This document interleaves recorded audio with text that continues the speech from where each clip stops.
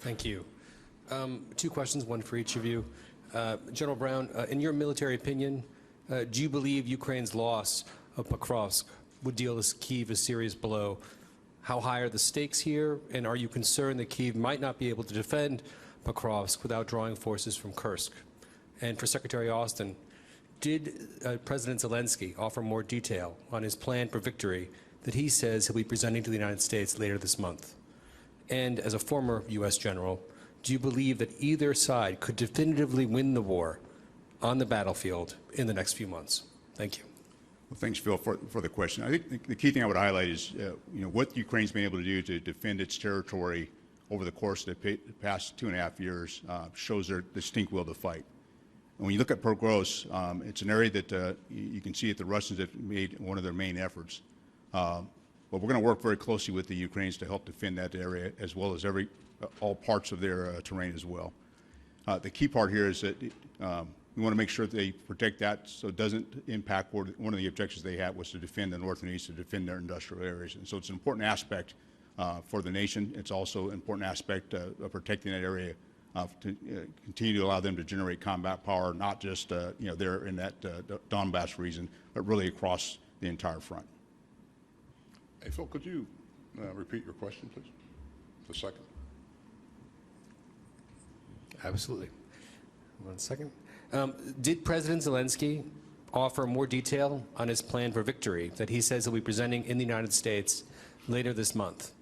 And, as a former U.S. general, do you believe that either side could, definitively declare victory on the battlefield in the next few months while the Biden administration still has time in office? Thank you.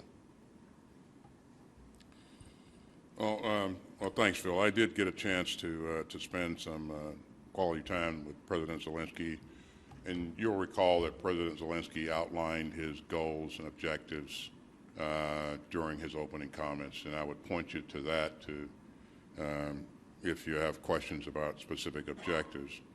But in terms of the plan for victory, Phil, we didn't discuss that. We talked about a number of things, but that specific piece we didn't discuss, and President Zelensky is going to present that to President Biden and other leaders, at the first opportunity. In terms of whether or not victory is achievable, again, I think this war could end very quickly if Mr. Putin decided to pull his forces out of the places that he's occupied in Ukraine. I mean, this was started by Putin. It could end. Putin could end it very quickly if he just made the simple and right decision to undo what he's done. In terms of absolute victory, it really depends on how you define that. Ukraine is focused on defending its sovereign territory. We're going to continue to do everything we can to help them do that. What Russia's goals and objectives are, I couldn't speak to that specifically, and victory would be defined by goals and objectives. But we know from the very beginning that he's wanted to annex Ukraine because he doesn't believe that Ukraine is a bona fide country. I think that eventually this conflict will be decided at a resolved at a negotiation table, but when that point comes, it's hard to predict, Phil. So we're going to continue to work to put Ukraine in the best possible position that it can be in when and if that day comes in the future. So.